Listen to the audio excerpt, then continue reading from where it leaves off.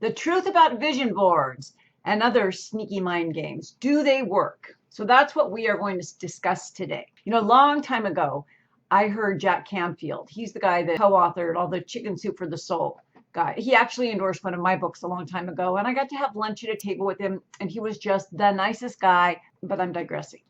Anyway, one of the things he told the story about from his mentor was back in the day, this is pre-internet, how there was this life insurance guy and he just really, really wanted to sell a lot of life insurance policies and make a lot of money. So he was told to go to this one person who knew everyone. So he goes to this one person and he says, look, can you just give me some names? If you could just give me some names and I can drop your name, then I think I could break into this industry and make some money. And the guy's like, sure, hold on just a minute. And he came out and he gave him a list of names. So the guy goes out and he starts saying, hey, I think it was Clement Stone told me to call you and blah, blah, blah, and da, da, da, da. And he sells a bunch of life insurance policies. He's so excited. So he goes back to the guy who gave him the name. And he says, hey, that was a great list of names. I appreciate it so much. Would you give me another list? Would you mind? And the guy goes, I'm really busy right now, but here's the phone book that I got them out of. Why don't you tear your own pages out? Okay. Think about that. I also have a client that I was just talking about to my group, my magnetic marketing coaching group. That's it. And one of the things I told them is I have this gentleman who's a pretty high producer and he's very type A and very assertive and aggressive, and he doesn't have no time for meditation because he's a busy guy. And I get that. So I told him instead to take a card, write, I'm closing 5 deals a month, no matter what. Put it under his pillow when he sleeps. In the morning when he gets up, set it on his bathroom counter where he has his coffee, whatever. Then when he gets ready to go for the day, put it in his billfold, in his pocket. So he's carrying it around with him or his phone case, whatever it might be. And then when he gets home in the evening, take it back out and put it under his pillow. And he called me, I kid you not, and he goes, oh my God, this is really working. I have 5 deals under contract. And I'm like, not really, because I knew exactly what was at play here. And I'm going to explain it to you, and I'm going to show you how you can do it for yourself, okay? Because it doesn't take a third party like me telling you something. I can just show you how to do it, and you can do it yourself. And don't worry, this is all going to circle back to vision boards. Write down something you want, get a little index card, write down an affirmation. And I don't mean airy-fairy affirmation like I am strong, I am love, I am peace, blah, blah, blah, blah. I'm talking about something that you want to happen that's concrete, that's measurable. It's a SMART goal. It's specific, it's measurable, it's timely, and it's realistic. I've got 5 deals under contract, whatever. You write it down and you have that little card. You can even have it laminated if you want to, because this is an ongoing thing, right? You don't want just 5 deals this month and then no deals next month. So have it laminated, and you treat that card almost as if it's a talisman or something that's very near and dear to your heart, okay? And you're going to look at it every morning while you're answering emails or having your coffee, whatever it is you're doing. You're going to make sure that you take it with you in your purse, in your pocket, whatever. And when you get home in the evening, you're going to make sure you take it out and put it back under your pillow. See what happens. And then you can comment below and say like, whoa, that was so great. So now let's analyze why it works, why it's amazing, and why you want to do it. Our subconscious mind, it speaks in the language of emotions, images, and repetition. And people always forget about the repetition part. The whole thing I teach about meta creation is all based on this repetition and imagining and emotion, right? But we seldom really give attention to the repetition. So here's what's so great. When your subconscious mind has seen something or heard, really envisioned it enough times that it doesn't even pay attention to it. That's what we're going for. It sees it enough times that it doesn't pay attention to it. It's still going, your subconscious mind's still picking it up.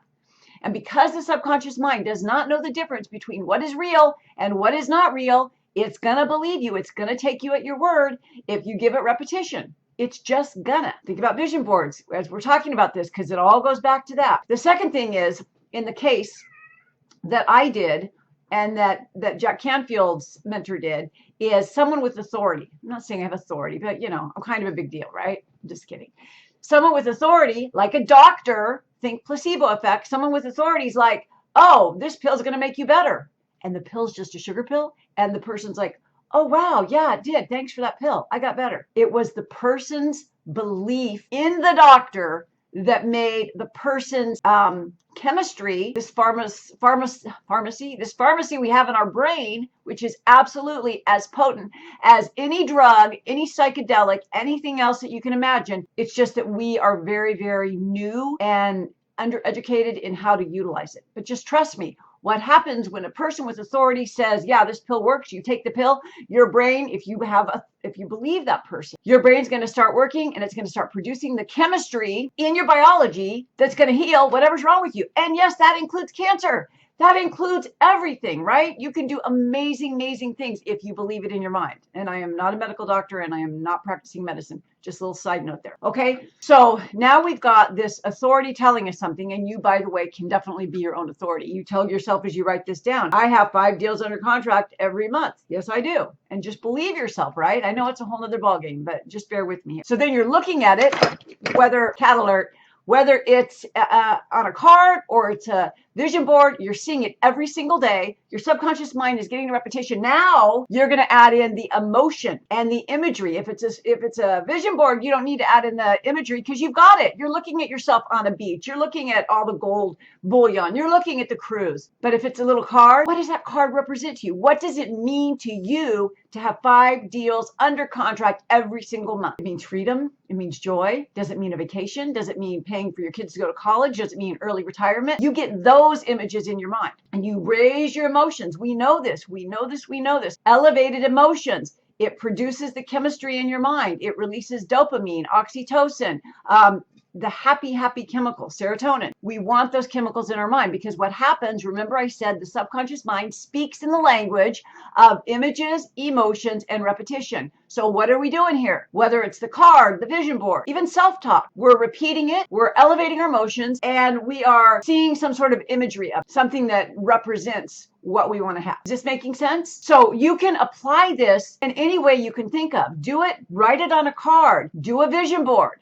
People ask me all the time, do vision boards work? It depends. And they're like, what do you mean it depends? Don't you know what you teach? Yeah, I do. It depends on if you believe the images are possible for you, if you believe that can happen for you within a certain time frame. Because I can have a picture of me and Oprah on a poster board all day long. But if I have this thought in my mind, like, oh, Oprah's not going to have any time for me, it won't happen. So you've got to believe in the image, your vision. You've got to believe that it's possible for you. And you've got to have some sort of faith. And I always say this, and it doesn't have to be faith.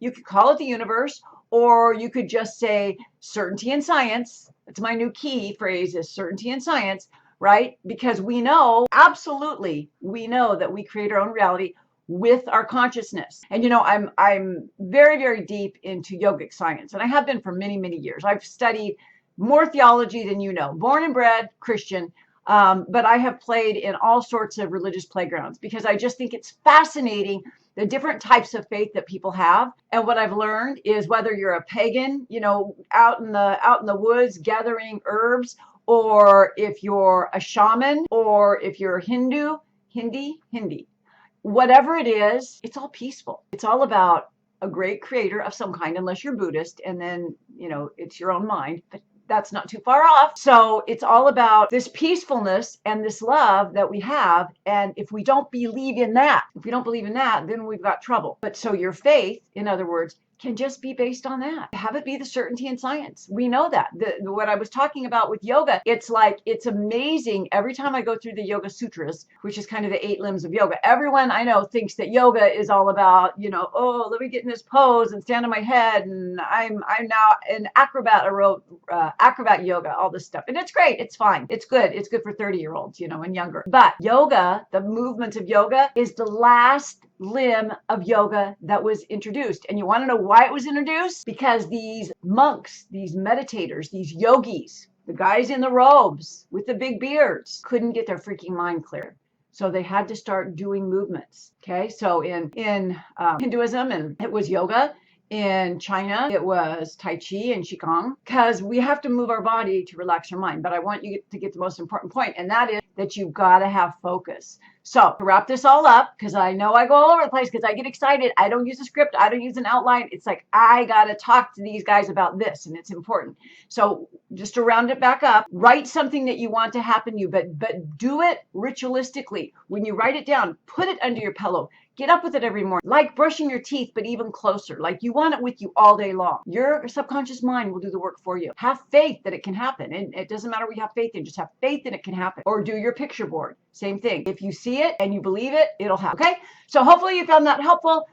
If you haven't read my newest book, Agent Abundance, I hope you will pick it up because it's got 33 days that you can follow along and raise your energy, raise your frequency, and start making some big deals. If you want to chat or talk about getting in magnetic marketing with me, I'm always telling my agents about, don't worry when you make mistakes on video, just keep going. This is me demonstrating that. Anyway, I hope you have a beautiful day, and I thank you so much for watching. Bye-bye for now.